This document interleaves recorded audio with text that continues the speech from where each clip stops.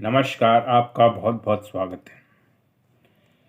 लक्ष्मी जी के 8 रूप होते हैं, यानी कि लक्ष्मी 8 तरीके की होती हैं, जिसे अष्ट लक्ष्मी कहा जाता है।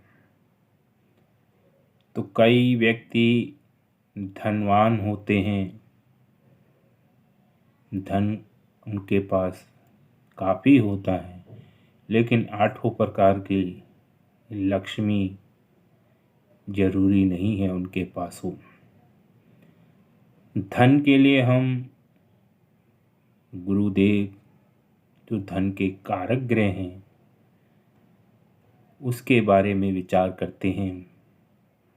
वहीं ऐश्वर्य, कंफर्ट और धन से आने वाला कोई भी सुख को हम शुक्रदेव से देखते हैं, क्योंकि शुक्रदेव कालपुरुष की कुंडली में धन भाव के स्वामी ही बनते हैं।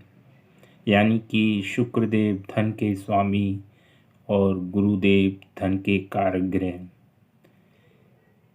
होते हुए भी ये आपको 8 प्रकार की लक्ष्मी देने में सक्षम नहीं हो पाते हैं। तो वह कौन सा ग्रह है जो अष्ट लक्ष्मी आपको प्रदान करता है और किस कंडीशन में प्रदान करता है, इसके बारे में ही मैं आपको बताने वाला हूँ।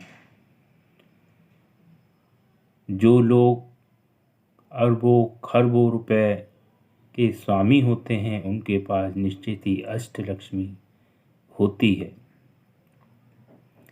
अष्ट लक्ष्मी के जो प्रमुख ग्रह हैं, वो ना ही शुक्र हैं ना गुरु हैं, वो राहु देव ही हैं।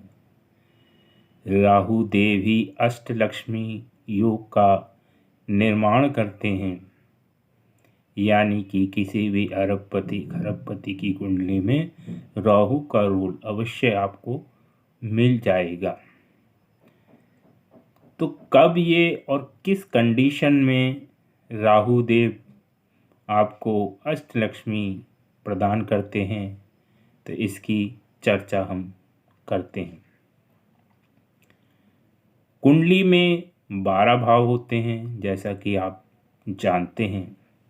1 से लेके 12 भाव में राहु देव कौन से भाव में बैठकर सबसे अच्छा परिणाम देते हैं, जो इस योग को बनाता है, वो है 6ठा भाव। राहु देव अगर आपकी कुंडली में 6ठे भाव में बैठे हैं, तो एक कंडीशन तो आपकी इस योग की पूरी हो जाती है। यानी कि आपका कोई सा भी लगन हो, राहु देव 6ठे भाव में होने चाहिए। अब दूसरी कंडीशन है कि राहु देव तो 6ठे में हैं, यानी कि राहु देव काफ़ी अच्छी पोजीशन में हैं, आपको अष्ट लक्ष्मी देने के लिए तत्पर हैं। लेकिन गुरुदेव की स्थिति भी इस योग में बहुत ज़रूरी है। यानी कि राहु और गुरु की प्लेसमेंट से ही ये अष्टलक्ष्मी योग बनता है।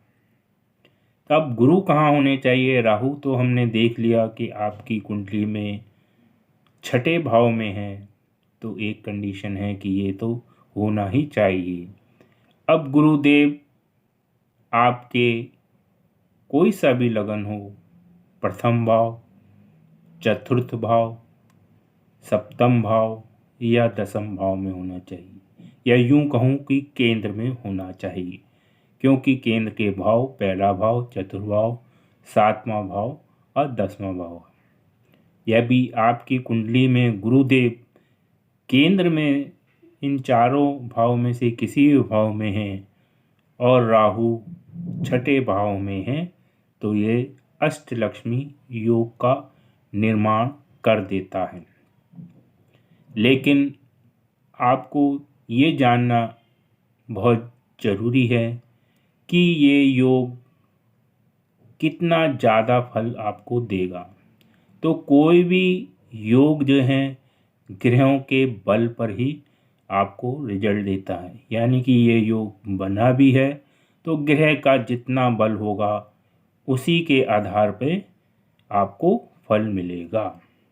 यानी कि ग्रह किस राशि में है, अपनी मित्र राशि में है, स्वराशि में है, शुभ ग्रहों के साथ है, शुभ ग्रहों की दृष्टि है।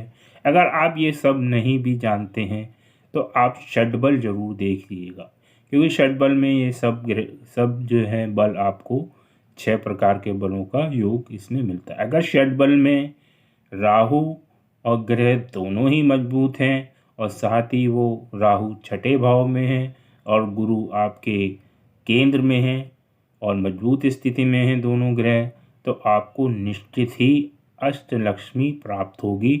आप जो है धनवानों के भी धनवान होंगे।